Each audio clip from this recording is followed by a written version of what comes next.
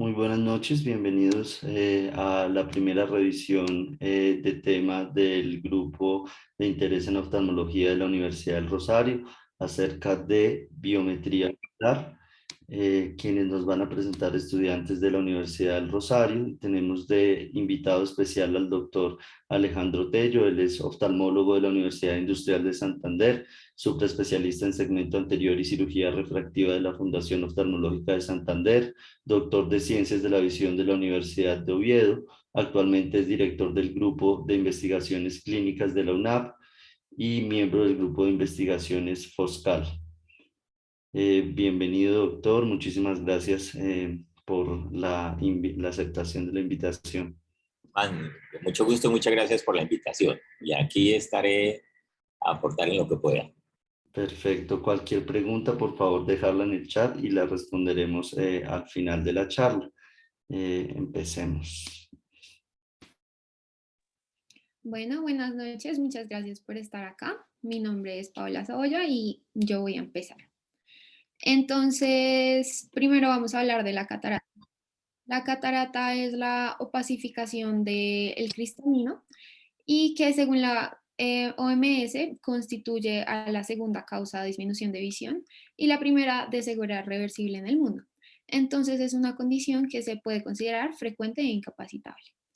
Su tratamiento es el lente intraocular, la implantación del lente intraocular, y para el éxito del tratamiento se requiere de elegir la correcta potencia del lente que se va a implantar, lo que se debe basar en los parámetros anatómicos y ópticos de cada paciente, lo que vamos a medir por biometría. Entonces tenemos dos tipos de biometría. Bueno, la biometría, dale, siguiente. Bueno, la biometría, la primera es la biometría de ultrasonido. Bueno, la biometría como tal no es una ayuda diagnóstica que se encarga de medir los parámetros físicos del globo ocular, realizando las medidas necesarias para el cálculo del lente intraocular a implantar en la cirugía de catarata. Entonces, las medidas que vamos a tomar en la biometría va a ser la longitud axial, que es la distancia de medida en el eje visual desde la córnea hasta la mácula, la profundidad de la cámara anterior, que es la distancia desde la córnea hasta el cristalino, el espesor del cristalino, el espesor corneal central, y la queratometría, que es la curvatura corneal, que si tiene una diferencia significativa, nos va a hablar del astigmatismo corneal. Es importante tener en cuenta que se tienen que medir muy bien estas distancias, porque cambios micrométricos pueden resultar en errores refractivos. Dale, siguiente. Entonces tenemos ahora sí dos tipos de biometrías, la ultrasónica y la óptica. Primero vamos a hablar de la ultrasónica, que es el haz de ultrasonido. Es como el haz de ultrasonido se propaga en los tejidos oculares, sufriendo fenómenos de refracción y reflexión, resultando en un registro de onda pico. Mide la distancia desde el ápex de la superficie corneal hasta la membrana limitante interna y la velocidad del ultrasonido depende de los tejidos por los que pasa. Normalmente se usa una media según si el ojo es fágico o afágico. Entonces, en la siguiente tabla ven las distintas velocidades según el tipo de tejido por el que pasa, y los últimos dos parámetros son la velocidad media en ojo fáquico, que es de 1550 metros sobre segundo, y en ojo afáquico, que es de 1532 metros sobre segundo.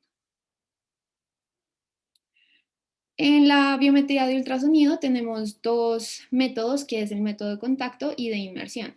El de contacto requiere un ecograma tipo A, requiere anestesia debido a que la sonda se coloca directamente en contacto con la córnea del paciente, y esta presión, lo malo de este método es que la presión puede llegar a aplanar la córnea y cambiarnos la longitud axial.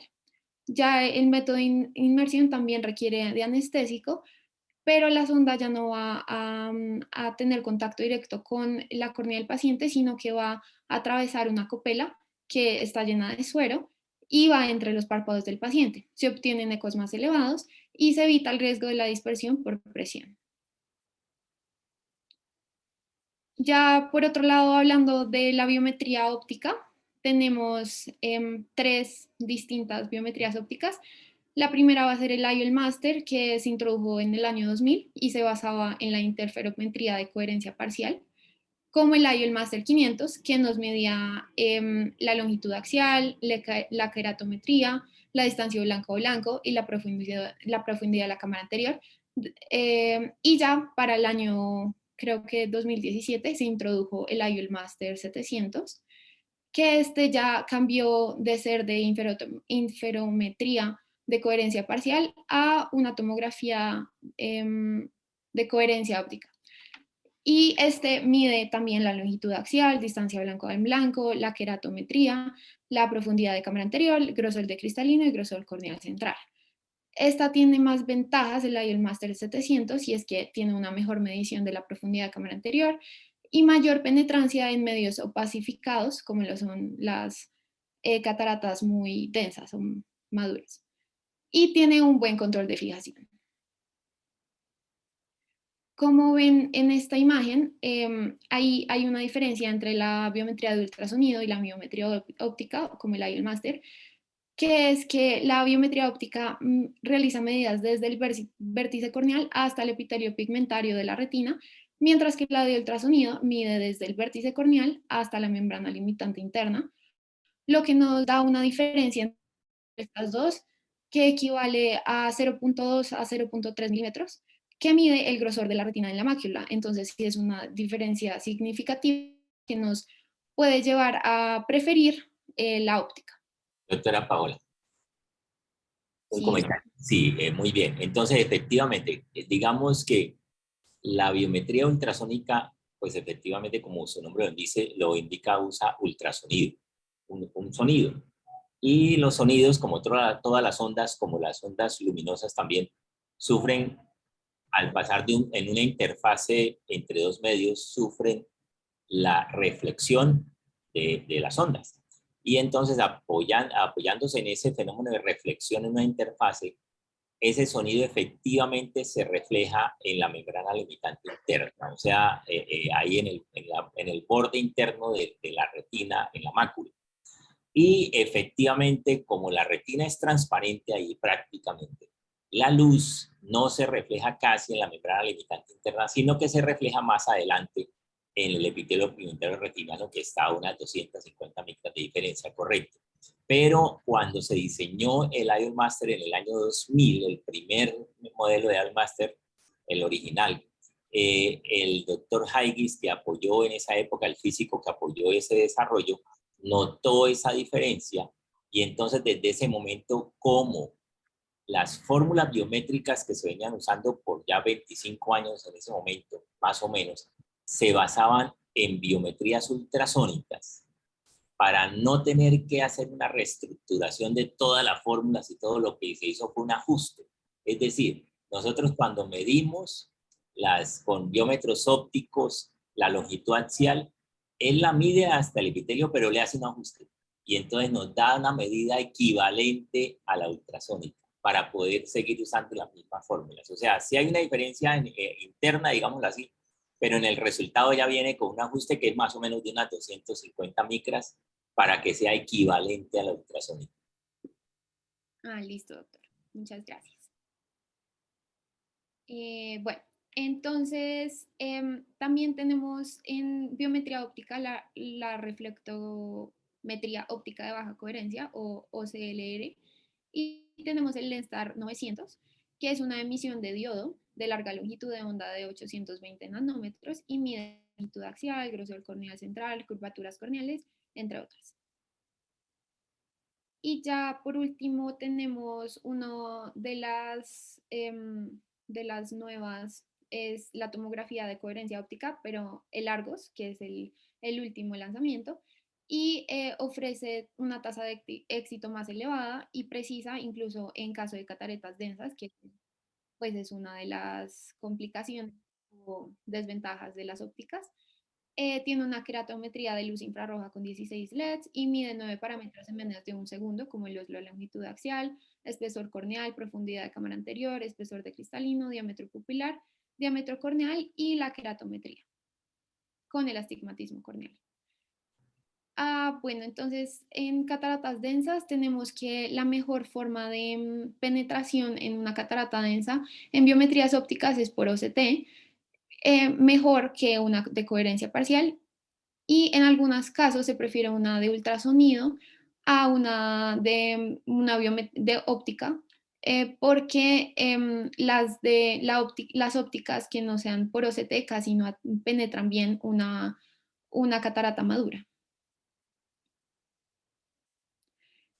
Y ya acá tenemos un cuadro comparativo entre la biometría óptica y la ultrasónica. Entonces, en la óptica tenemos que no se transmite la enfermedad por ausencia de contacto, mientras que en la ultrasónica por contacto sí se transmiten enfermedades. En la óptica donde se necesitan anestésicos, en la ultrasónica sí lo requieren. En la óptica tiene una elevada precisión en hasta filomas posteriores, mientras que la ultrasónica no. En la óptica tiene rapidez de medición, como lo vimos en el Argos, mientras que la ultrasónica no pues es más lenta. Óptica tiene todas las medidas en un solo equipo, mientras que la de ultrasonido necesita más equipos para conseguir todas estas medidas. En la óptica tiene almacenamiento de los datos, mientras que la ultrasónica no lo tiene. Y óptica tiene detección automática, mientras que la ultrasónica tiene detección manual. Bueno, doctora Paola, démosle para atrás un poquito. Efectivamente, digamos que la historia de la biometría comenzó, pues realmente inclusive comenzó con una medida de la longitud axial analizando rayos X. Pero estamos hablando de la década de los 60, que hacían como una especie de interferometría de rayos X. Pero por supuesto eso era, después era complejo y además tenía el problema de todas las secuelas de los rayos X. Y cuando apareció el ultrasonido, pues se incorporó. Y entonces comenzó a usarse la biometría ultrasónica. Primero, la primera biometría ultrasonido que se comenzó a usar fue la de inmersión, con la copita esa que hace que la sonda no toque la córnea. Pero esa es laboriosa, pues toca ponerle una copa, llenarla de agua y ponerle ahí a acostar al paciente, es laboriosa, y entonces en un momento dado alguien se diseñó una sonda de contacto que era más fácil de hacer, y entonces se popularizó en los años 70 y 80 y hasta los 90 la biometría de contacto, que era colocar una sonda en contacto con la córnea sin ninguna copa y medir ahí con ultrasonido la longitud axial. ¿Cuál fue el problema de la de contacto? Que se indentaba la córnea, o sea que dependiendo de la fuerza del que le pusiera la sonda, podía hundir la córnea 50, 100 o hasta 200 micras, y entonces claro que eso afecta la medida. Y realmente, entonces después volvió a renacer, digamos, la de inmersión, pero sin duda es muy laboriosa, es incómoda para el paciente, requiere un técnico entrenado, y además con ese ultrasonido estamos midiendo solamente con el modo A, solamente la longitud axial y las medidas de longitudes intraoculares si quisiéramos medirlas con los picos, como la profundidad de la cámara anterior o la cámara vítrea, pero tenemos que haberle medido antes al paciente la queratometría con un queratómetro manual, y entonces se introducen todos esos datos manualmente, digámoslo así, de la queratometría, porque se necesitan para cualquier biometría se necesitan al menos 3 datos: la queratometría, la longitud axial y una cosa que se llama la posición efectiva, la predicción de la posición efectiva del lente, que lo va usted a mencionar ahorita más adelante en las fórmulas. ¿Qué pasó? Que cuando apareció la óptica en el año 2000, pues la gran ventaja es que es de no contacto, es más fácil, más amigable, menos operador dependiente y puede hacer también la queratometría automáticamente. Entonces, era unas ventajas.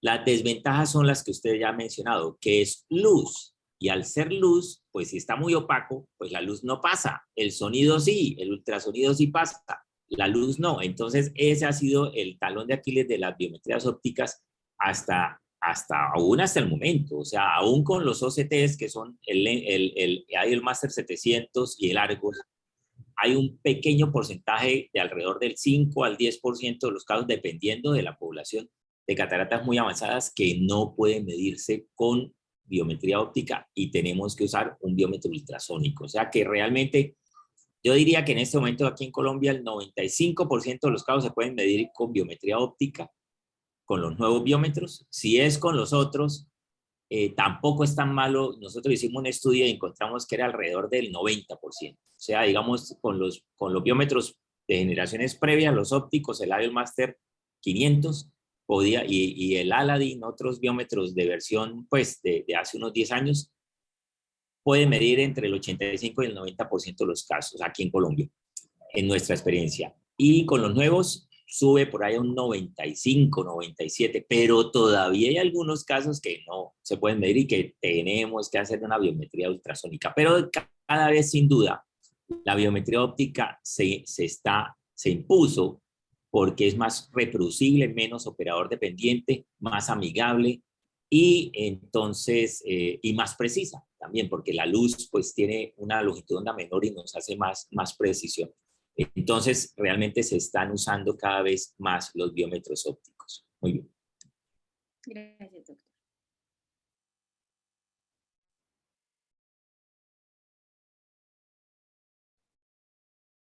Listo. Buenas noches a todos. Mi nombre es Alejandro Díez y pues yo voy a hablar de cómo se hace el cálculo del lente intraocular. Entonces, para el cálculo, o digamos en el contexto de un paciente que va a cirugía y es necesaria la colocación del lente intraocular, pues necesitamos estimar o calcular el poder de refracción que necesita el lente para llegar a una refracción posoperatoria, digamos que adecuada. Y esto cómo lo vamos a lograr mediante fórmulas que relacionan los datos biométricos que acabamos de ver, eh, pues relacionándolos para predecir el poder de refracción necesario. Entonces vamos a ver que la mayoría de las fórmulas que se están usando actualmente se consideran o están bajo el término de fórmulas de divergencia. Las fórmulas de divergencia son aquellas que se basan en los principios o en la óptica gaussiana, que es la que nos habla de, pues, de términos como los de distancia focal, los de poder de refracción, de la ley de Snell, de cómo interactúa, digamos, los trazados o los rayos de luz a través de distintos medios con distintos índices de refracción, pues entre otros. ¿Sigue? Estas fórmulas de divergencia principalmente o históricamente se han dividido en 4 generaciones. Digamos que cada generación con eh, características en especial, cada generación busca o tiene un objetivo en especial para el cálculo del lente intraocular, se optimizan estas fórmulas de diferente forma y pues se dan en ciertos periodos de tiempo. Adicionalmente a las fórmulas de divergencia tenemos fórmulas que se han desarrollado de distinta tecnología que incorporan otros métodos como aquellos basados en trazado de rayos o aquellos basados en inteligencia artificial. Entonces, hablando de las fórmulas de divergencia, en la primera generación, digamos que podemos entender esta como aquellas fórmulas que se basan solamente en principios teóricos, que tienen unas bases o principios físicos y que se formulan con planteamientos matemáticos. Estas son las fórmulas teóricas, como la fórmula desarrollada por Binkhorst en 1975. Por otro lado, tenemos las fórmulas que, aunque incorporan pues, elementos teóricos, se basan más que todo en el análisis retrospectivo de resultados postoperatorios de pacientes a los que se le han implantado un lente intraocular y a los que se les ha estudiado o analizado la refracción postoperatoria, como la fórmula desarrollada por Sanders, Retzlaff y Kraft en 1980, que es la fórmula que se conoce como SRK.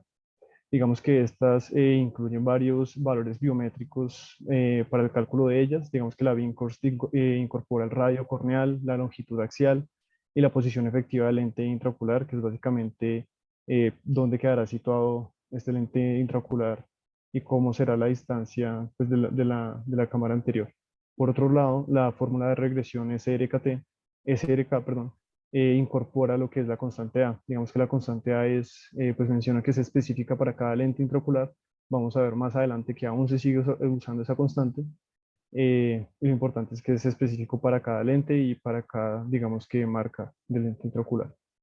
Sí. Importante tener en cuenta que estas fórmulas siempre usan un constante para la profundidad de la cámara anterior. Y acá vemos, digamos que uno de los principales problemas que se empezaron a ver con esas fórmulas, y es que esta constante para la profundidad de la cámara anterior, digamos que tenía intrínsecamente digamos que pues la afirmación o se asumía que aquellos ojos hipermétropes, aquellos ojos cortos, pues tenían una cámara anterior más estrecha y que los ojos largos, los ojos miopes, tenían una cámara anterior más profunda. Por lo cual eso daba unos resultados que no eran tan favorables para aquellos globos oculares con unas longitudes axiales fuera del promedio, es decir, fuera de 22 a 24.5 milímetros, que se considera como la longitud axial promedio. ¿Sigue? Sí, Alejandro, excelente. Démosle para atrás, está muy bien la revisión. De pronto, simplemente para ponerlo como un mini resumen muy sencillo. Entonces, de hecho, las primeras fórmulas teóricas las desarrollaron en Rusia. El doctor Fyodorov con un grupo ahí de sus físicos y allá y matemáticos. Era una cosa, una cuestión totalmente física y matemática, tomando los principios ópticos, y ellos ponían en esa época, estoy hablando de los años 60, 70, estaban en plena Guerra Fría y habían los rusos lanzado el Sputnik, que era como el Sputnik de la vacuna. Ese Sputnik era un satélite que mandaron los rusos, y él diseñó un lente intraocular que ponían en cámara anterior que lo llamó el Sputnik, precisamente también. Bueno, el cuento es que puso a los físicos a trabajar y a calcular cuánto tiene que tener ese lente para que me quede métrope un ojo. Y ellos tomaron en cuenta el radio de curvatura de la córnea, tomaron en cuenta la altura de la córnea y hicieron un análisis teórico muy preciso, pero digamos que de por sí, como sabemos, los queratómetros solamente miden el radio de curvatura anterior, y entonces la cara posterior de la córnea también tiene algo que ver. Y adicionalmente, pues las medidas que hacían no eran tan precisas.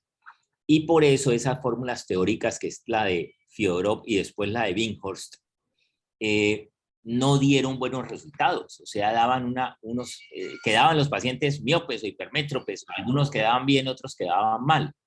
Entonces, en los siguientes 5 o 8 años, unos investigadores americanos por separado, que fueron Sander y Reslav en un grupo y Kraft en otro, reunieron entonces pacientes operados calculados con diversas fórmulas. Y entonces, como tenían ya el paciente operado, tenían el lente que se le había puesto al paciente, tenían los datos de la longitud axial medido con ultrasonido y los datos de las queratometrías y todo, pues lo que hicieron fue de para atrás, decir, bueno, miremos en este grupo de pacientes operados con este lente cómo nos hubieran quedado bien, qué fórmula de regresión nos corrige esos problemas. Y entonces fue cuando diseñaron esta fórmula, que es solamente de análisis estadístico. Esta fórmula no tiene nada de óptica, es pura estadística. Es decir, bueno, cuadre una fórmula de regresión para que estos pacientes con una constante y con unas variables me queden lo menos mal posible. Y entonces ahí fue donde se unieron estos tres y diseñaron la SRK, que es una fórmula muy sencilla de regresión y funcionaba, como usted dice, bastante bien en los ojos de ciertas medidas, digamos, estándar. Entonces, digamos que ahí están las dos grandes familias, las teóricas, que eran muy de óptica y física óptica, y las de regresión, que son de pura estadística de regresión. Bueno, muy bien. Listo, gracias. Entonces, también mencionando que es importante tener en cuenta cómo se da esta distinción entre fórmulas teóricas y de regresión, porque más adelante vamos a ver que elementos de cada una de estas se van a incorporar a las nuevas fórmulas, digamos que para optimizarlas, y son las que pues han dado mejores resultados actualmente. Entonces, siguiendo con las fórmulas de segunda generación, debido a este problema de que daban errores refractivos posoperatorios en pacientes con longitudes axiales que estuvieran fuera del promedio, lo que se hizo fue el desarrollo pues, de lo que yo llamaría un factor de corrección para este tipo de ojos, en los que se cambiaba la constante de la profundidad de la cámara anterior. ¿Sigue? Entonces la corrección se hacía pues, de la siguiente forma.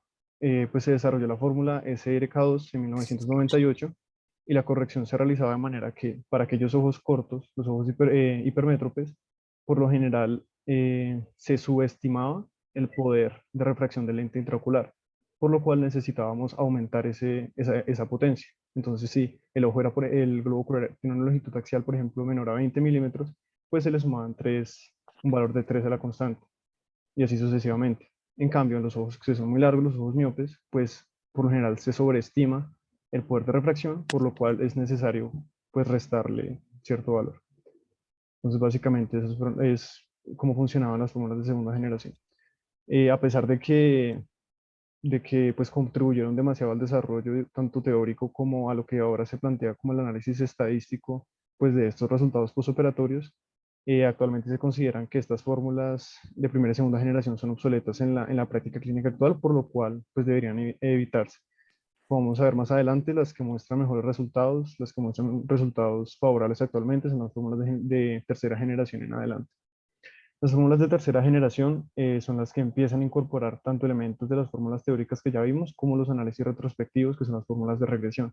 Digamos que las tres más mencionadas de esta generación de fórmulas son la Hofer-Q, la Holiday-1 y la SRKT teórica, incorporando pues ya los dos elementos. Digamos que las tres tienen como característica en común que en cuanto a la medida biométrica que usan, es principalmente la longitud axial y la queratometría, como ya vimos anteriormente. Y estas dos se van a relacionar para estimar la profundidad de la cámara anterior. Las particularidades de cada una de estas fórmulas es que van a incorporar un nuevo elemento o una nueva constante para optimizar la predicción de la profundidad de la cámara anterior. Entonces, empezando por la Holiday-1, desarrollada en 1998, esta se hizo, digamos que el desarrollo fue utilizando el método de Fyodorov, que era el que aparecía en la primera generación, en la que se relacionaba la longitud axial y la queratometría para estimar la distancia corneal. Y aparte de eso, la profundidad de la cámara anterior se estimaba usando la distancia corneal, como ya vimos anteriormente mediante el método de Fyodorov, el grosor de la córnea y la distancia entre el iris y el lente intraocular, que sería la posición efectiva del lente intraocular, y este se consideraba como el factor del cirujano o el famoso SF, que es el surgeon factor.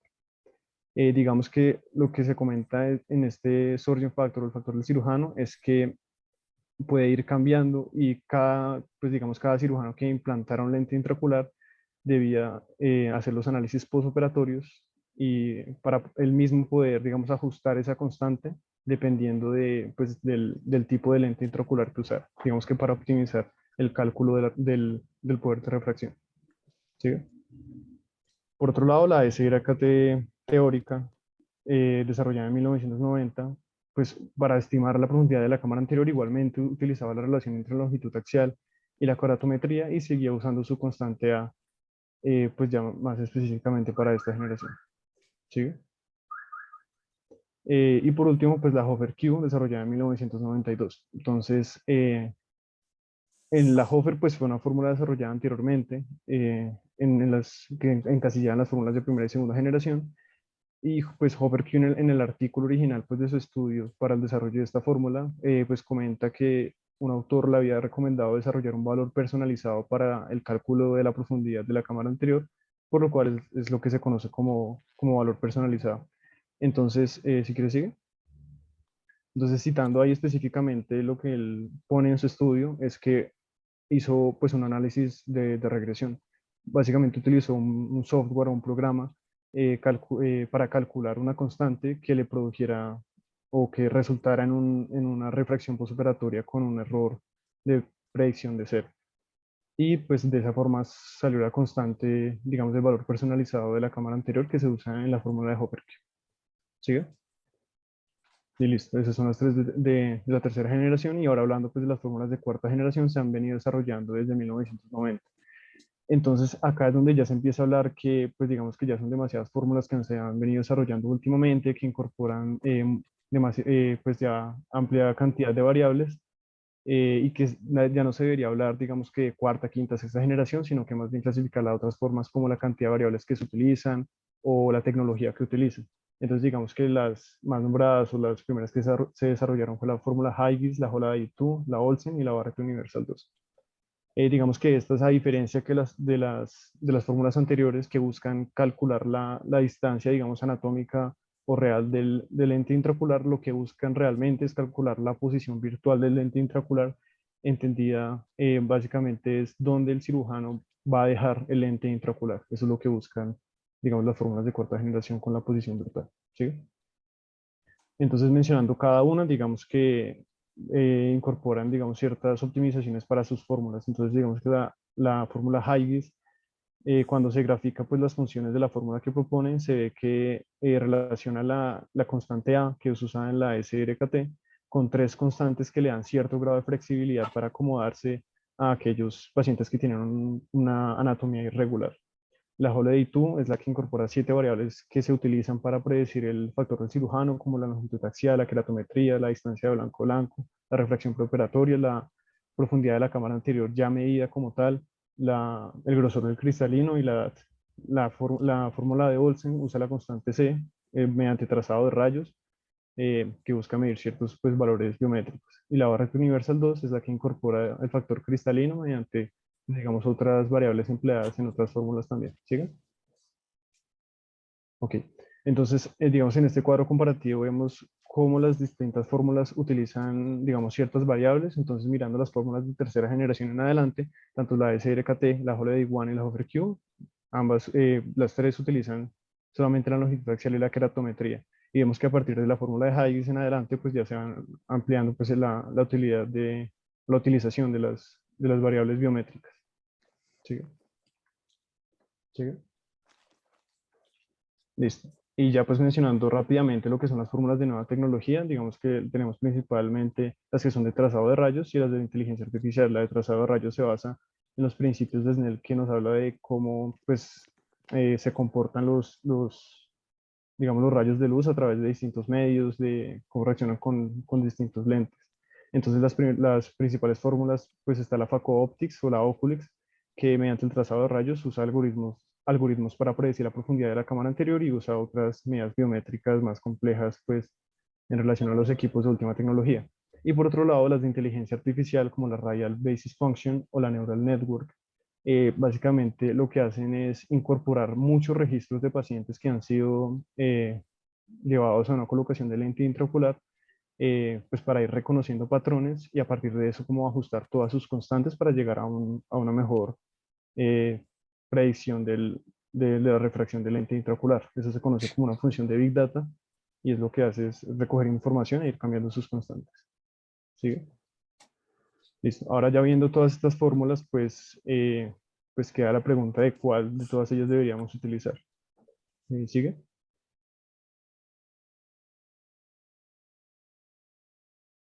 Ahí está siguiendo, perdón. No, no, está siguiendo. Ya acá. Ahí creo que ya. Eso. Listo, entonces primero pues vamos a hablar cuáles son las fórmulas que han mostrado un mejor rendimiento para globos superiores o ojos métropes. Entonces, recordando que las fórmulas de primera y segunda generación, pues actualmente no se utilizan, digamos que los estudios siempre se hacen con las fórmulas de tercera generación en adelante. Y lo que se ha visto en la mayoría de los estudios, como por ejemplo el que cito ahí de Wang et al., es que todas las fórmulas de la tercera generación en adelante muestran resultados que son favorables, que son similares y que no tienen mucha diferencia, pues digamos, estadísticamente significativa. Sin embargo, en estos estudios también se usan otros parámetros para medir la precisión o rendimiento, como el valor promedio o el error promedio de refracción. Entonces, eso precisamente es lo que se grafica, lo que está en la gráfica de la derecha y muestra, digamos, para cada fórmula el porcentaje de pacientes con los que, con el que, sí, con el que quedan con un error de refracción, como se ve en los cuadritos de la derecha.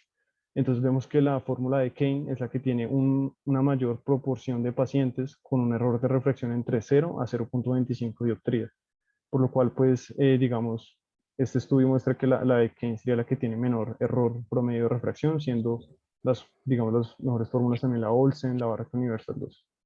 ¿Sigue?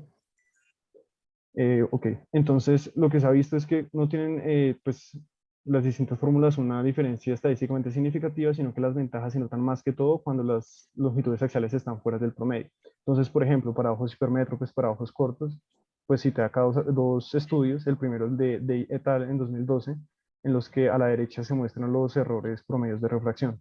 Se ve que todos tienen unos valores similares, a excepción de la fórmula SRKT. La SRKT suele subestimar los valores necesarios de refracción de lente intraocular, por lo cual vemos unos valores más grandes.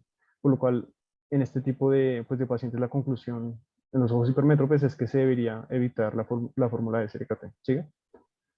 En este otro estudio de Carifi et al. En 2014 igualmente se muestra pues comparando las fórmulas de tercera generación con la Huygens también y Holiday 2, es que la SRKT es la que tiene como menor rendimiento, ¿sí? Por lo cual, pues el mayor error promedio está para esta fórmula y las que han mostrado mejor rendimiento, ¿sí? Ha sido la Hofer-Q, la Holiday-2 y ciertos pues, estudios muestran que la fórmula Huygens es más recomendado, tiene mejor rendimiento específicamente para aquellas cámaras anteriores que son estrechas. ¿Sí? Listo. Y pues digamos que es todo lo contrario para ojos miopes. Para ojos miopes, como ya dijimos, pues la SRKT suele subestimar el poder de refracción, por lo que para este tipo de, pues, de ojos sería, digamos que la fórmula que da mejores resultados. Sin embargo, se ha visto que la Barrett Universal 2 también muestra pues, resultados favorables en longitudes axiales que son mayores a 26 milímetros. ¿Sigue? Listo. Bueno, entonces ahora vamos a hablar un poco sobre los lentes intraoculares para poder seguir con el tema. Entonces, un lente intraocular es un lente artificial transparente que se implanta dentro del ojo durante la cirugía de cataratas para reemplazar un lente natural que se ha nublado por esta condición. El tamaño normalmente oscila entre los 13,5 a 14,0 milímetros y se inserta con un inyector que se ve aquí en la imagen.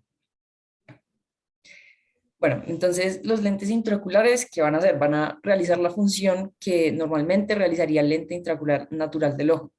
Entonces, ¿qué pasa? Enfoca la luz que entra en su ojo a través de la córnea y la pupila hacia la retina. Bueno, en las cataratas el lente o el cristalino se nubla, como ya mencionamos anteriormente, y en la cirugía de cataratas se va a extraer este lente natural del ojo y se va a implantar este lío que va a ser transparente para que la visión pueda volver a su estado óptimo. Antes de esto se debe considerar la patología, ya que pueden haber algunas contraindicaciones en ciertas personas como una correctopía o un coloboma. La edad también es importante considerarla, el estado y las características del sistema ocular de la persona en específico. Y por último, es importante discutir con el paciente las expectativas que tenga antes de elegir el lente intraocular. Bueno, ahora vamos a mencionar algunas estructuras y tipos de lentes intraoculares. Bueno, primero están hechos de materiales rígidos, tanto como plegables.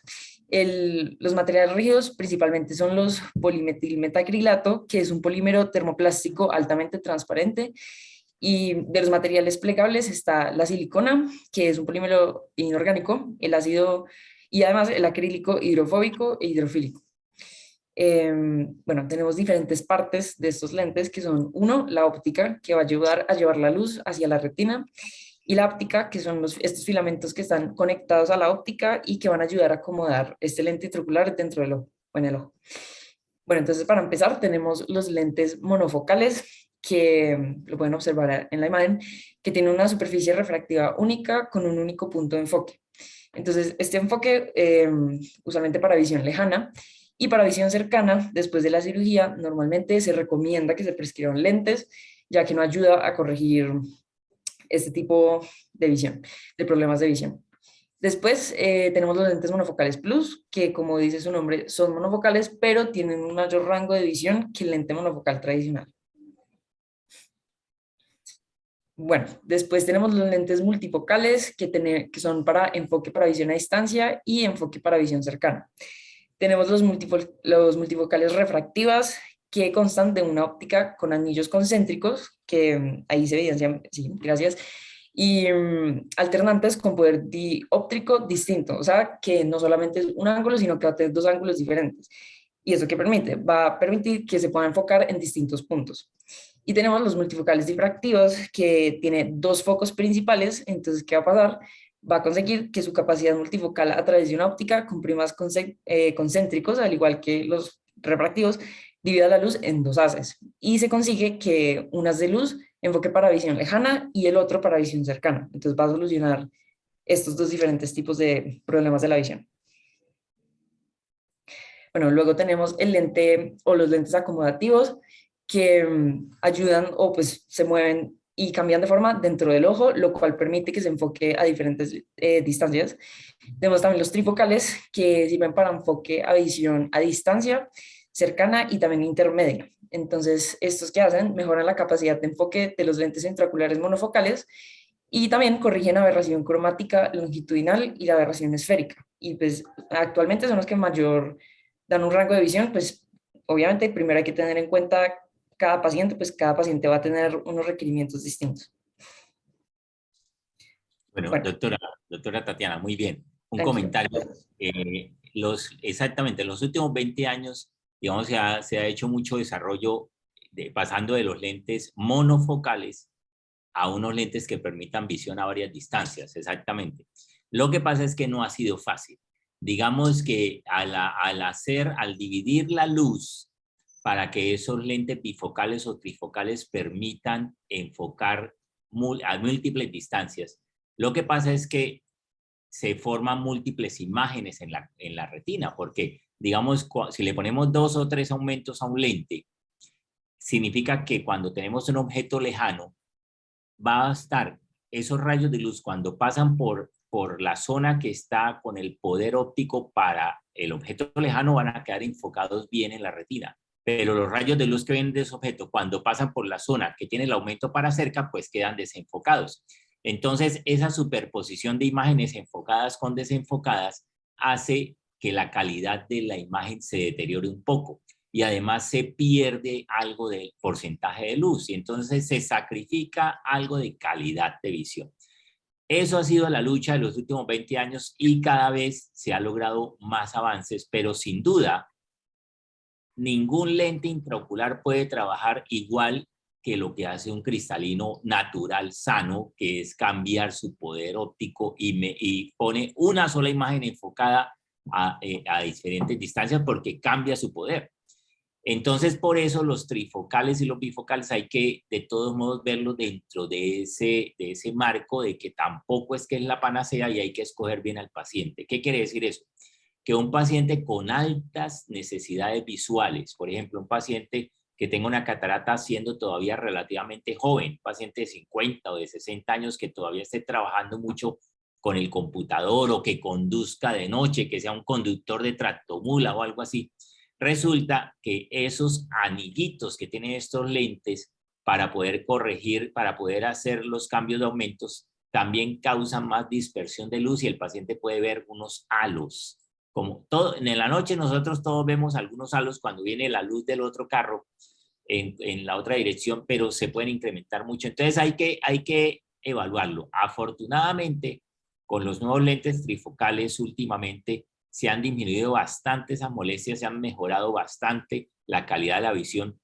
Y en el paciente que no tenga una exagerada exigencia visual, o sea, digamos que es un paciente retirado, que lo que hace es leer el periódico, ver la televisión, que casi no maneja y que está en la casa, pues ese paciente le va a ir muy bien y va a estar muy contento con sus lentes trifocales.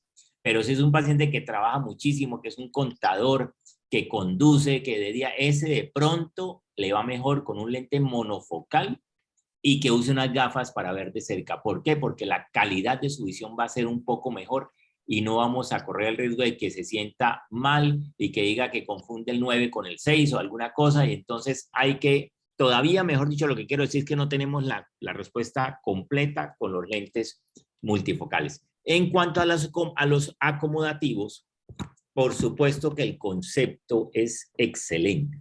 Eso es lo que necesitamos. Más que un lente multifocal, necesitamos que nos solucione el problema. Es un lente acomodativo, que haga lo que hace o parecido a lo que hace el cristalino.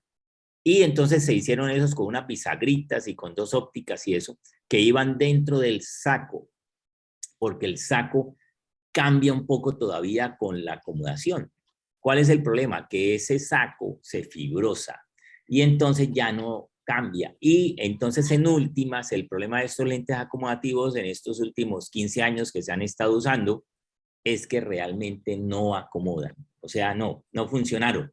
Porque con unos meses ya se fibrosa y no cumplen su función adecuadamente. Ahora se están sacando otros nuevos modelos de lentes acomodativos que van por fuera del saco, pero están todavía en fase experimental y tampoco está en duda, mejor dicho. Es decir, que todavía estamos ahí en la lucha de ver cuál es el lente que mejor nos va a solucionar la visión en varias distancias, pero parece que definitivamente nos vamos a quedar con los difractivos trifocales que han ido mejorando cada vez más. Bueno, muy bien. Listo, muchas gracias, doctor. Bueno, seguimos con los lentes tóricos, que son otro tipo de lente intraocular que son para personas específicamente con astigmatismo, que es un error refractivo por la curvatura de la córnea. En la imagen podemos ver cómo sería la visión normal, y cuando hay visión con astigmatismo hay dos focos. Entonces hay varios tipos, hay dos tipos principales que son los tóricos monofocales, que son un solo foco y van a compensar el astigmatismo corneal, y las tóricas bifocales que tienen dos focos y van a compensar no solo el astigmatismo corneal, al igual que el monofocal, sino que además mejora el enfoque para visión cercana y lejana. Bueno, aquí tenemos algunos tipos de lentes intraoculares tóricos que están actualmente en el mercado. Aquí dejamos los ejemplos. Listo, y ahora seguimos con las plataformas automáticas para el cálculo de los lentes intraoculares. Entonces tenemos varias y vamos a mencionar algunas de las más reconocidas e importantes. Entonces primero comenzamos con la GIL RBF Calculator, que es básicamente es un uso de inteligencia artificial que con una combinación de datos que se pongan del paciente va a ayudar a la elección de este lente intraocular, que no se recomienda en casos extremos. Eso es importante. Tenemos también la fórmula Barrett Universal 2, que es reconocida principalmente porque es muy exacta. Y otra cosa importante de la fórmula Barrett es que se deben poner los valores con puntos y no con comas, ya que puede salir un valor errado. Tenemos también el cálculo de Lyon en cirugía refractiva previa, que es justamente para pacientes que ya han sido sometidos a un tipo de cirugía refractiva previa, como LASIK, por ejemplo. Tenemos el Hoffer-Sagni LASIK EOL Power Tool, que es una hoja como tipo Excel y se insertan valores y va a ayudarnos también a esto mismo, a calcular el Lyon. Y tenemos el Surgically Induced Astigmatism Calculator o el SIA Calculator, que va a funcionar por medio del análisis de vectores. Y ya por último tenemos el cálculo del lío tórico o el Barrett Toric Calculator, que este va a ser específicamente para ayudar a escoger este lío tórico, y el calculador biométrico multifórmula online o el SRKT Holiday, Hover-Q y Hegis, que también nos va a ayudar a calcular la potencia del lío específicamente. Bueno, tenemos la fórmula T2 o la SRKT modificada, que también predice qué potencia del lío se va a insertar para la cirugía de cataratas, y la fórmula de Kane, que varios estudios han logrado demostrar que esta es la más efectiva y precisa para este cálculo. Listo, perfecto. Muchas gracias, Tatiana. Mi nombre es Juan Sebastián y buenas noches para todos los participantes, el doctor Tello también. Muchas gracias por estar aquí presente. Entonces, a partir de ahora, pues les voy a presentar básicamente qué haríamos en esos pacientes que necesitan pues una cirugía de cataratas y un lente intraocular cuando tienen antecedente de cirugía refractiva. Entonces, ya como muy bien nos han explicado mis compañeros anteriormente, principalmente vamos a necesitar tres variables para calcular el poder del lente intraocular. Uno de ellos va a ser la longitud axial del ojo, la determinación del poder de la córnea y la estimación de la posición efectiva del lente intraocular. Ahora bien, si quiere, dele siguiente, por favor, Germán. Principalmente los problemas que se van a dar con antecedente de cirugía refractiva se van a dar con estas dos variables, la determinación del poder de la córnea y la estimación de la posición efectiva del lente. Siguiente. Entonces, pues, la determinación del poder corneal se va a dar principalmente pues, teniendo en cuenta dos variables, que va a ser la medición paracentral y el índice queratométrico. Ambas pues, van a tener algunas consideraciones que debemos tener en estos pacientes. Si quiere, dele por favor. Entonces, empezando por la medición paracentral, es importante tener en cuenta que esta lo que va a hacer es estimar la curvatura total de la córnea y pues por ende el poder refractivo de esta, teniendo en cuenta una medición de córnea central de más o menos 3 milímetros. Y esto me va a ayudar pues a estimar la curvatura completa. Siguiente, por favor.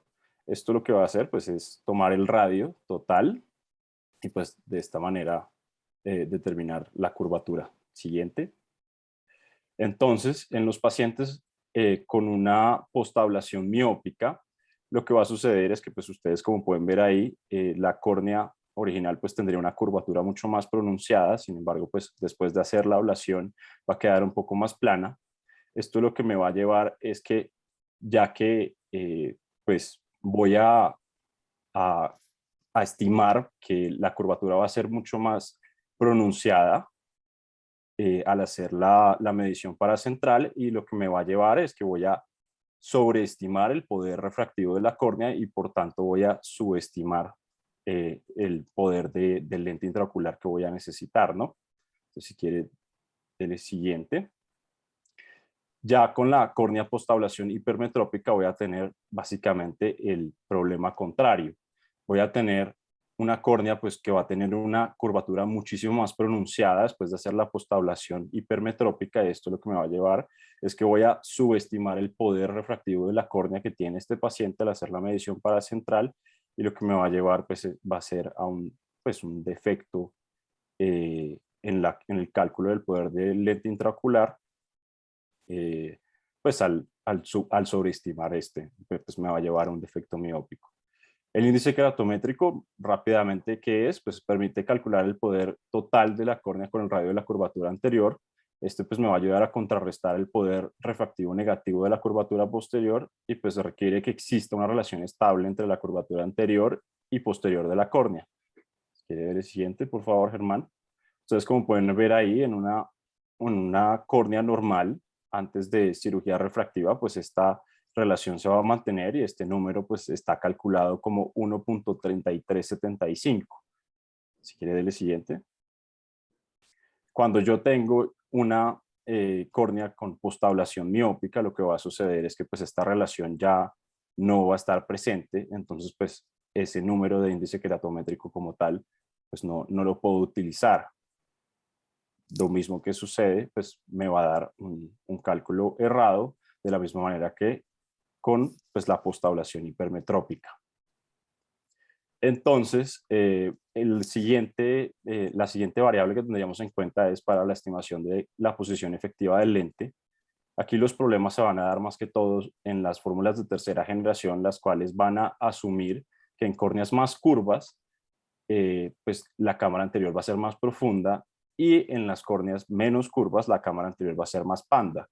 Dado que pues en la postablación miópica, hipermetrópica, estas curvaturas cambian, sí, perfecto. Entonces en la postablación miópica voy a tener una córnea un poco más plana, entonces él va a estimar que la cámara anterior va a ser un poco más panda, entonces va a estimar que la posición efectiva de la lente debe ser un poco más adelante de lo que realmente debe ser.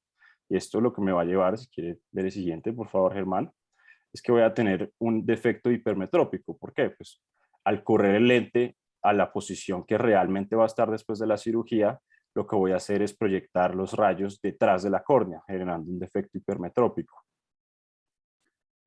Ahora bien, con la postablación hipermetrópica voy a tener exactamente pues el defecto contrario a este. Voy a estimar que la lente va a estar mucho más atrás, porque voy a estimar que la cámara anterior es mucho más profunda, y esto me vaya a llevar, si quiere el siguiente, por favor, Germán, a un defecto miópico, ya que pues los rayos se van a proyectar adelante de la retina. Entonces, el resumen de errores: cuando tengo una postablación miópica, el error del cálculo del poder de la córnea me va a llevar a una subestimación del poder del lente intraocular, y el error de estimación de la posición efectiva de la lente también me va a llevar a una subestimación de este poder. En la hipermetrópica me va a llevar a una sobreestimación del poder del lente intraocular. Entonces, pues, a manera fácil para que lo recuerden, usualmente los pacientes que tienen postablación miópica, si no tomo en cuenta esto, lo que voy a llevar es que el paciente vaya a presentar un defecto hipermetrópico postoperatorio, aquellos que hicieron una postablación miópica, y aquellos que tenían hipermetropía, pues los voy a llevar a un defecto postoperatorio miópico. Si quiere, el siguiente, por favor, Germán. Entonces, hay diferentes fórmulas que puedo utilizar en estos casos. Está el método WK, que básicamente es coger el poder refractivo de la córnea antes de la cirugía, y el de después. Esto pues me permite hacer un cálculo que voy a tener en cuenta para estos casos. También están los métodos dependientes 100% de historia clínica. Estos pues tienen ciertos problemas que ya vamos a ver más adelante. Los métodos dependientes de historia clínica y el poder corneal actual, los métodos independientes de historia clínica, y pues existen algunas calculadoras de poder del lente intraocular postrefractivo web, que ya Tatiana nos mostró un par, pero pues hay algunas especiales para estos casos. Si quiere, por favor. Están los métodos dependientes 100% de historia clínica. Estos son los menos precisos dados su alta sensibilidad a errores en la historia clínica. Pues yo no puedo asumir con 100% de seguridad que pues, los queratómetros están calibrados, que todas las medidas se tomaron bien, y pues esto me va a llevar a que un error de una dioptría en los valores de queratometría o en los valores refractivos se va a traducir en un error refractivo de una dioptría postoperatoria. Entonces, pues, hay 3 métodos principales que se describen, que son 100% dependientes de historia clínica, que son el método de historia clínica, método de ajuste de poder de lente intraocular de Feist-Mannis y el método de bypass corneal. Ahora bien, existen los que son dependientes de la historia clínica y el poder corneal actual. Lo que van a hacer es modificar el poder corneal al momento de consulta del paciente o el poder calculado del lente intraocular, y se van a basar en un delta del cambio refractivo inducido por la cirugía. Lo que voy a hacer es, una vez hago este cálculo del delta, es decir, la diferencia entre los cambios refractivos pre-cirugía refractiva y post-cirugía refractiva, lo voy a multiplicar entre 0.15 y 0.33 dependiendo de la fórmula, y esto me va a llevar a que voy a tener un error muchísimo menor. Por cada error que haya de una dioptría en ese delta pues del poder corneal, al multiplicarlo por 0.15 o 0.33, pues estoy reduciendo este posible error, y pues lo voy a llevar a un error de 0.15 o 0.33 dioptrías por cada error de una dioptría en el cálculo. Como tal, pues los diferentes métodos para modificar el poder corneal se dan pues con estos diferentes métodos, y pues hay 2 fórmulas que se utilizan, que lo son la Barrett-Truquet y la Masket. Ahí se cortó un poco, me disculparán, pero entonces están también los métodos independientes de historia clínica. Estos, pues, junto con los que les presenté justo anterior, son los que más se utilizan más que todo. Entonces están los que hacen ajuste del poder corneal por regresión o poder posterior asumido, que son los Wancock-Maloney, Shamas, Heigisel, Potvin-Hill-Pentacam y Barrett-Truquet. Y están aquellos que tienen pues la medida de poder de superficie anterior y posterior, que pues más que todo van a ser el cálculo del IO basado en OCT, que es uno de los más recomendados en estos casos, y pues aquellos que tienen en cuenta la queratometría total, que pues se hace solamente con el IOL Master 700. Importante tener en cuenta que el 70% de los ojos van a quedar con refracciones con un margen de error del 0.5 al tener en cuenta esto pues para hacer los cálculos, lo cual es bastante bueno. Si quiere, dele siguiente, por favor, Germán. Aquí pues les dejé más que todo para aquellos que pues tengan acceso a esta charla cuando esté subida en YouTube o en este momento, para que puedan ver las herramientas. Está la calculadora de la Sociedad Americana de Cataratas y de Cirugía Refractiva, que pueden ingresar escaneando ese código QR, o está pues la fórmula Barrett-Truquet, que pues está disponible en la página de la Asociación de Catarata y Cirugía Refractiva de Asia y pues el Pacífico.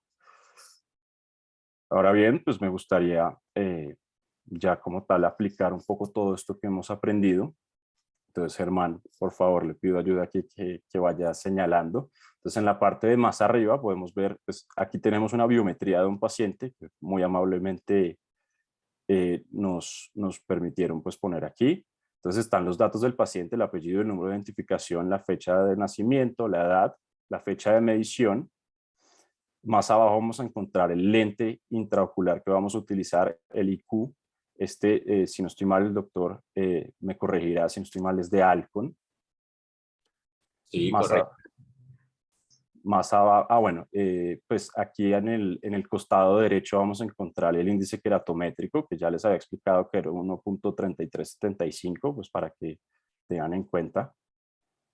Ahora bien, más abajo vamos a encontrar pues la biometría para ambos ojos. Esto sería una biometría óptica, sin embargo, pues que hay que hacer una aclaración, y es que este paciente probablemente tenía una catarata muy densa y por eso se utilizaron pues medidas para la longitud axial, por eso está el asterisco ahí, con cálculo de inmersión, pues por una biometría de ultrasonido. Ahora bien, el K1 y el K2, ahí pues es la queratometría, entonces estamos viendo como tal que el paciente tiene una curvatura pues que no es del todo uniforme, ¿no? Entonces tiene un poco de astigmatismo, entonces podemos ver que la K2 es un poco mayor que la K1 y esto nos da un cilindro de menos 0,3. Entonces podríamos considerar utilizar un lente tórico, sin embargo, pues tendríamos que calcular como tal el astigmatismo pues anterior, que ya lo tenemos aquí, sin embargo, pues no va mucho con la charla, es un poco más extenso, pero pues tendríamos que tener en cuenta el astigmatismo posterior también. Ahora bien, más abajo podemos ver las diferentes fórmulas que podríamos utilizar, pues esto ya depende del criterio del cirujano como tal, pues cuál fórmula utilizar, ya nos explicaron muy bien pues cuáles son y cuáles son las características de cada uno. Está la SRKT que tiene la constante A, está la Holoday 1 que pues, cuenta con el factor del cirujano. Y pues ya para terminar pueden ver que como tal ahí nos calcula y nos pone en negrita como tal los cálculos de poder de lente intraocular que podríamos utilizar para llegar a refracciones pues muy cercanas a la emetropía. Sin embargo, es importante tener en cuenta que se va a preferir que el paciente quede con un leve defecto miópico, ya que pues no va a tener reflejo de acomodación, no va a poder acomodar y pues es mejor que quede con una leve miopía a que quede con un defecto hipermetrópico. Por eso escogería un poder de lente intraocular de 20. En el caso de que usara Haigis o SRKT sería de 19.5. Pues quedaría con un defecto de 0.2. Y eso sería todo. Muchísimas gracias a todos los asistentes y al doctor Tello. No sé si tiene algún comentario. Muchísimas gracias. Bueno, no, primero lo felicito porque realmente fue un recorrido muy bien hecho por todo este tema tan extenso y tan complejo. Sí, ahorita en realidad hay una explosión de nuevas fórmulas.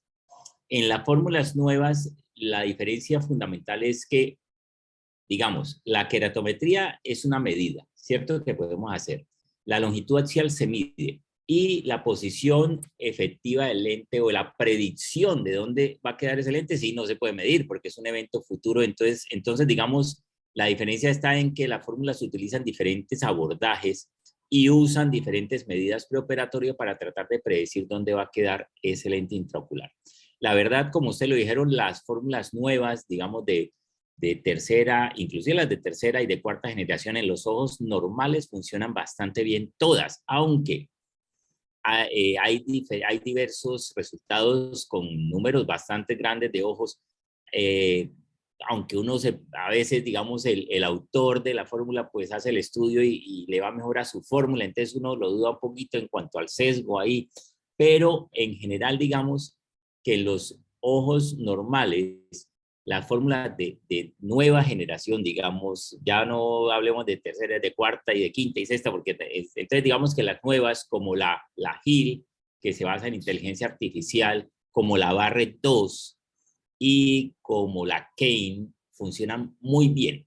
Ahora, la desventaja de algunas es que todavía no están en los biómetros, entonces tendría uno que tomar el dato e irse al calculador online, como lo explicó la doctora, y digitar. Y entonces viene el riesgo del error de digitación, ¿cierto?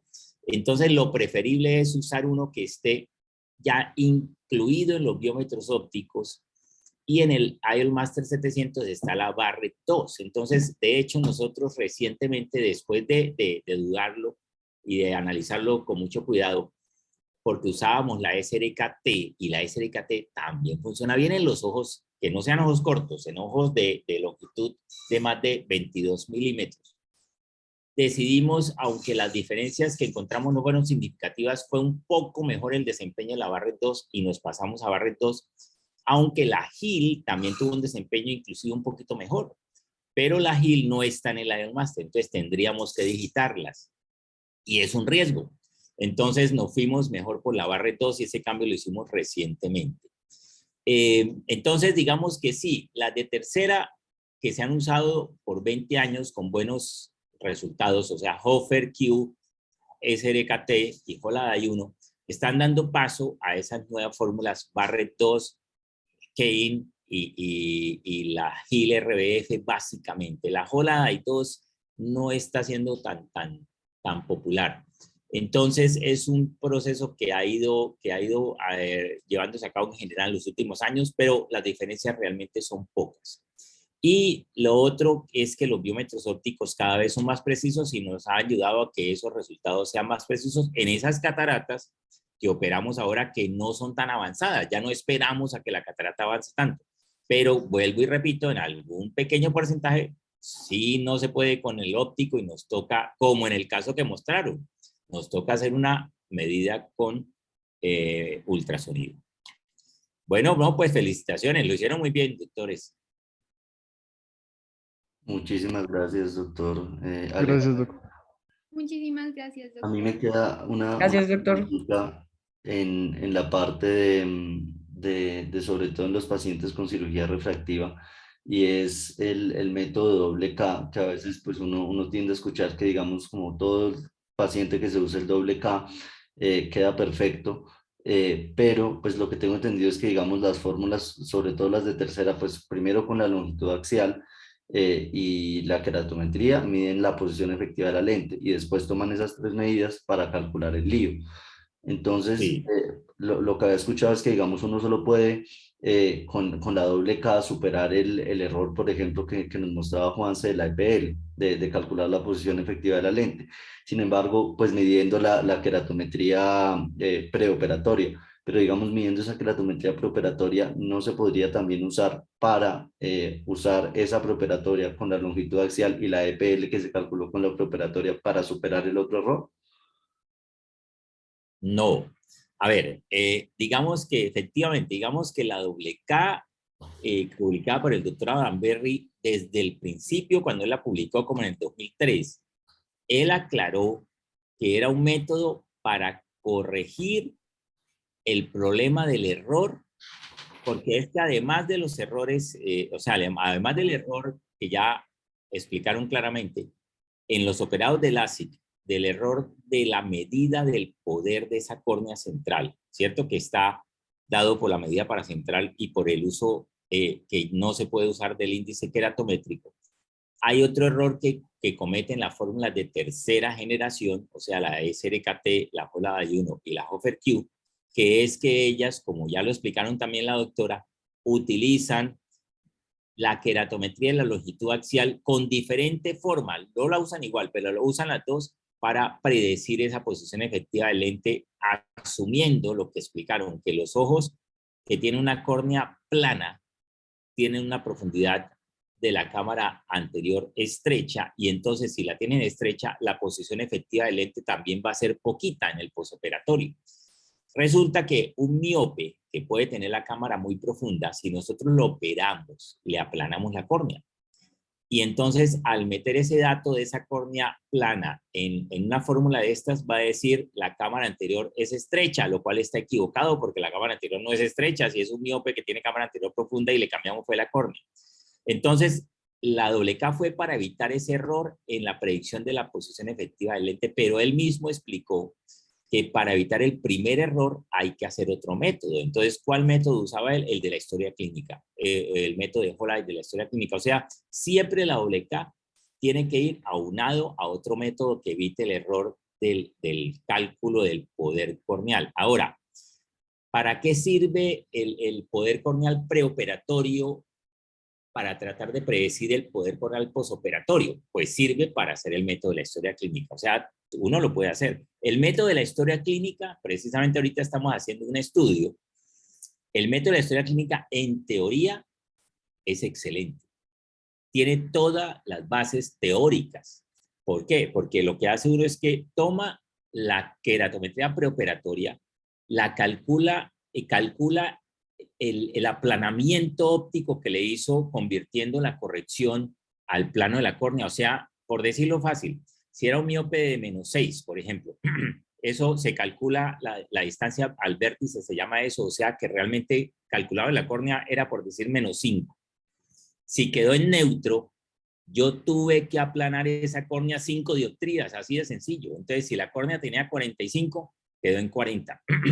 Lo que pasa es que no es tan fácil porque hay una relación de lo del radio anterior y posterior, pero digamos que más o menos el principio se puede ajustar digamos que no da 40, sino 40-50, por decir algo. A ese paciente que quedó neutro después de esa ablación de -5, si le hacemos una queratometría normal, nos puede decir que tiene 41 de queratometría porque la sobrevalora, lo que ya estamos explicando, y realmente tiene 45 o 40. Y lo podríamos corregir con el método de la historia clínica. ¿Cuál es el problema del método de la historia clínica que hace que no sea práctico, que no funcione? Varios problemas. Que el paciente operado de LASIK se va a operar de catarata 25 años después de haberse operado de LASIK o 30 años después. Entonces, no tenemos los datos preoperatorios. Y además, cuando consulta el paciente ya tiene catarata, porque la catarata le comenzó 2 años antes. Y acordémonos que la catarata es lentamente progresiva y al principio, si es nuclear, va a hacer que se miopice el ojo. Entonces, cuando el paciente consulta ya con una catarata presente, esa refracción que le hacemos tampoco es correcta porque no nos dice realmente el efecto de la córnea y de la longitud axial solos, sino que está metido el efecto miopizante de esa catarata. Entonces, debido a esos dos factores, no funciona la historia clínica en la realidad, sino en casos muy excepcionales en que el paciente se haya operado y haya venido cada año o 2 años a control con su cirujano y uno tenga todos los datos, pero eso es muy, muy, muy raro. Entonces, por eso no funciona. Realmente, después de hacer muchos cálculos manuales, que nos gastábamos horas haciendo cálculos de los post-LASIK, nosotros y muchos, hemos llegado a la conclusión que los 3 métodos disponibles actualmente sin datos previos funcionan bastante bien, que son el Haigis-L, que es la fórmula de Haigis, pero modificada para LASIK, por eso tiene la L, que ajusta con una fórmula de corrección, ajusta el poder corneal. Y la otra es la Barrett trucada, es una Barrett ajustada también para LASIK. Y la última es la Chamas, que es también una fórmula biométrica que se llama la de Chamas, pero ajustada para LASIK. Y esos 3 métodos están en el calculador de ASCRS, que es la American Society of Cataract and Refractive Surgery, que es ASCRS, que la mostró también la doctora. Entonces, realmente nosotros lo que hacemos es introducir ahí los datos post-LASIK miópico o hipermetrópico. Ahora, el IOL Master tiene la Barrett y la Haigis y podríamos hacer el cálculo directo ahí, pero no tiene chamas. Entonces, realmente por eso nos gusta hacerlo en el ASCRS, porque tienen los 3 y entonces nos ayuda más. El Lenstar tiene al revés, tiene chamas, pero no tiene la Barrett 2. Entonces, por eso lo que hacemos es que la hacemos en el ASCRS, porque da los 3 y hace un promedio y uno tiene como una panorámica mejor, pero siempre es importante que esto tiene mucho más riesgo de error, de un error de predicción de la refracción postoperatoria que un ojo no operado, siempre. Eso es muy importante, o sea que aún en estos pacientes dudamos muchísimo poner un multifocal. ¿Por qué? Porque un lente multifocal no perdona. El lente multifocal tiene que quedar en 0 o muy cerquita al 0. Si queda en menos 0,75, el paciente se queja, no queda contento. Entonces, es más, tolera más un error de refractivo residual, un lente monofocal. O de pronto uno hasta de foco extendido. Entonces, digamos, los Vivity o los de focos, los EDOF podrían ser, pero los progresivos, los trifocales, realmente lo dudamos muchísimo porque siempre uno tiene un riesgo de 15, 20, 25% de que le quede más de 0,50 de error. Y entonces ahí las cosas no van a lograrse en la medida que uno espera. Listo. Perfecto. Muchas gracias. Bueno, Hermano, gracias a todos y feliz noche. Y muchas gracias por la invitación. muchísimas gracias. Hasta luego a todos. Feliz noche. Muchas gracias. Gracias. Hasta Feliz luego. noche. Hasta luego, buenas noches.